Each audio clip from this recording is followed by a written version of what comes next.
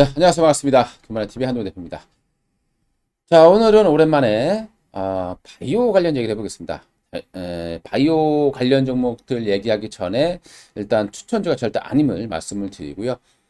바이오 종목 자체들이 굉장히 힘든 그런 상황입니다. 금리 인상 시기에는 어, 이런 바이오처럼 성장주들은 굉장히 좀 어려운 그런 상황을 보낼 수밖에 없는 겁니다. 그래서 바이오는 금리 인하 시기에 좀 많이 올라가는 경우들이 있다고 보시면 될 것 같고요. 오늘은 이제 그래도 최근에 이제 한 3년 만에 처음으로 그동안 이제 비대면으로 해왔었던 부분들이 있습니다. 근데 이게 이제 3년 만에 코로나 때문에 못 해왔다가 처음으로 이제 대면으로 하게 되는데 이게 바로 미국 암 학회다라고 보시면 될 것 같습니다. 그래서 오늘은 4월 달에 있는 그 암학회와 관련된 종목들 한번 어떤 종목이 좀 그래도 괜찮은지 한번 알아보도록 하겠습니다. 다시 한 말씀을 드리지만요. 이런 어떤 이슈를 가지고 있는 종목들은 그 암학회가 하는 날까지 가져가시면 안 된다는 겁니다. 그 전에 다 처분을 하셔야 된다는 걸 꼭 명심하시기 바라겠고요. 가지고 계신 분들도 그렇게 이해를 해주시면 될 것 같습니다. 자, 암학회 같은 경우는요. 3년 만에 이제 대면 행사를 진행을 하게 됩니다. 우리가 미국 임상종양학회, 그리고 유럽 종양학회, 그리고 컨퍼런스, 헬스케어 컨퍼런스, 뭐 이렇게 보면 이제 3대 학회라는 게 있습니다. 이건 이제 학회고요. 컨퍼런스는 또 다른 내용이 되겠습니다만은 주가에 가장 큰 영향을 미치는 것은 아무래도 컨퍼런스가 되겠죠. 왜냐하면 거기서는 기술 수출로 이어지는 경우가 많기 때문에. 근데 이 암학회 같은 경우에는 쉽게 얘기해서 그냥 토론회입니다.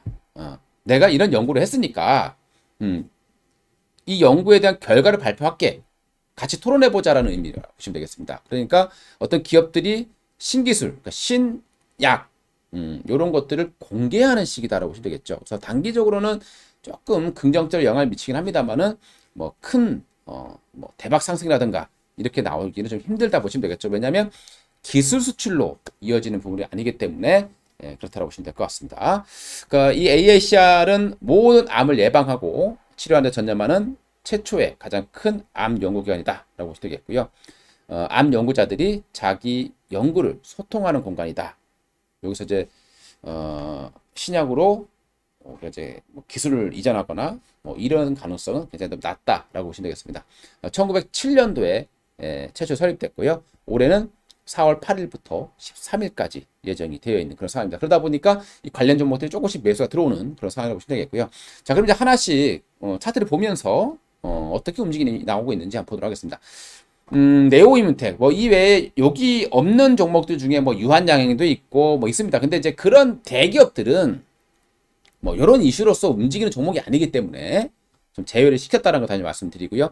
약간 좀 탄력성이 있을 수 있는 시가총액이 조금 낮은 그런 기업들 위주로 좀 소개를 시켜드립니다. 네오이문텍인데요. 이 업체는 제넥신의 자회사였습니다. 자회사고 인터루킨 7 요거를 이제 개발하고 있는데요.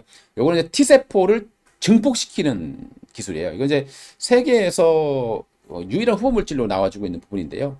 요게 20개 적용 중에 대상이 되고 있습니다. 그리고 NTI7이라는 물질의 전임상 연구 초록을 발표하게 됩니다.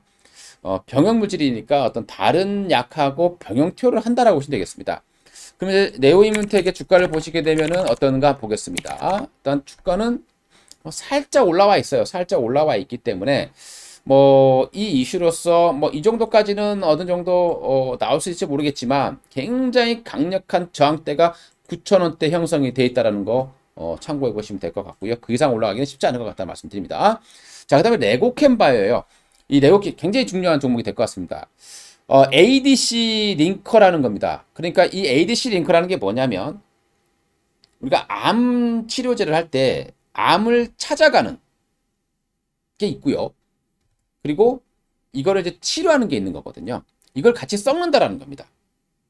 굉장히 최근에 이제 이쪽 부분에 대해서 ADC 항암제, 여기에 지금 글로벌 제약사들이 기술 이전을 많이 하고 있고, 특히 최근에 얀센, 그리고 일라이릴리, 마크로제닉스 이런 기업들이 총 4조 원 정도를 ADC 이 항체 약물 접합체라는 기술에 기술 사가고 있는 그런 상황이 되겠습니다. 그래서 여기가 조금 그래도 괜찮지 않겠느냐라고 생각이 들고요.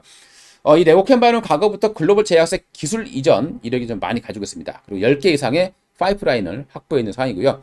이번에 TROP2 표적의 ADC 치료제, 요거 동물 실험 연구를 발표할 것으로 예정이 되고 있고요. 요거는 방광암이라든가 췌장암, 그리고 고형암 세포 표면에서 과발현되는 항암 표적 단백질이라고 보시면 되겠습니다. 그러니까 우리 암이라는 게 과발현이 되는 거죠. 단백질이 너무 필요 없이 과하게 반응된다는 겁니다. 단백질이 많이 생성되는 거죠. 이제 암으로 생각해 보시면 될 것 같은데, 이 레고캔 말고 바로 이 ADC 링커는 말 그대로 연결 기술이다 보시면 될 것 같아요. 그렇게 쉽게 이해해 주시면 될 것 같습니다. 이 부분에 대한 관심이 좀 필요할 것 같고요. 레고캔 바이오의 주가를 보시게 되면은 주가가 조금 튀어오르는 모습이 있죠. 근데 여기 보시게 되면 꺾이는 부분이 보이실 겁니다. 240인데 꺾이는 부분이 있기 때문에 역시 57,000원대 가게 되면 또다시 저항을 받기 때문에 그 이상의 상승을 기대하기는 좀 쉽지는 않을 것 같다라고 말씀을 드리고 싶습니다. 자, 그 다음에 이제 브릿지 바이오 테라피틱스, 그렇게 중요하지는 않을 것 같습니다. 비소 세포 폐암 치료제 후보물질 BBT207 전임상 데이터를 발표하고 전망이 되고 있고요. 요거는 이제 4세대 표적 치료제입니다. 근데 이거 같은 경우는 그 타그리소라는 비소세포 폐암 치료제에 내성이 생기거든요. 이 내성이 생기는 거를 치료할 수 있는 거다. 그러니까 내성 돌연변이를 치료하는 거다라고 보시면 되겠습니다. 근데 주가를 보시게 되면은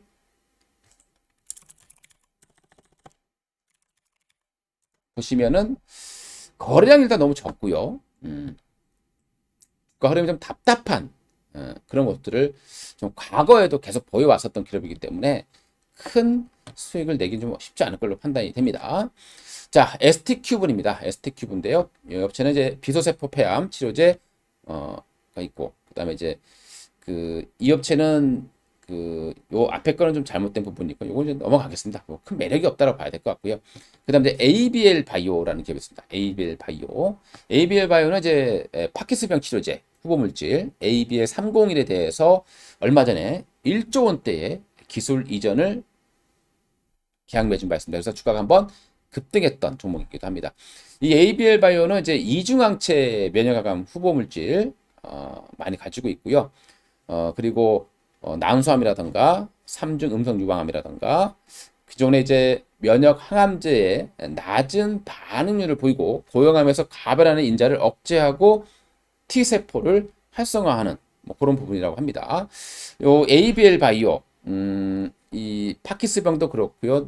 뇌졸중 치료제라든가 이런 부분들에 상당히 연구가 활발하게 진행되는 기업이에요. ABL 바이오는 최근에 그래도 다른 업체들에 비해서 주가가 상당히 좀 강한 모습들을 보여주고 있거든요.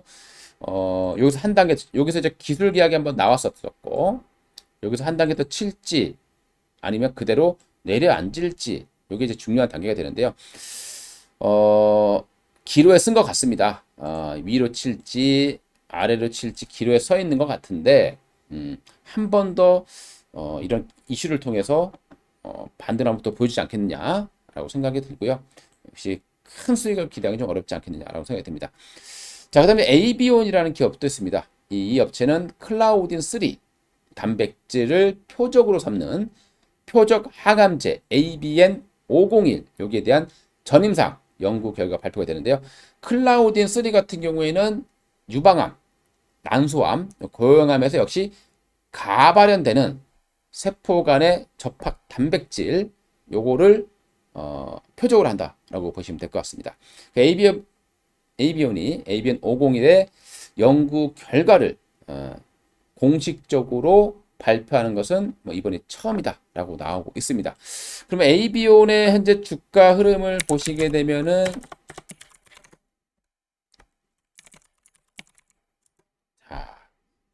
조금 코넥스에서 이장 상장하고 나서 주가 급락을 했다가 조금 반등이 나오는 모습인데요.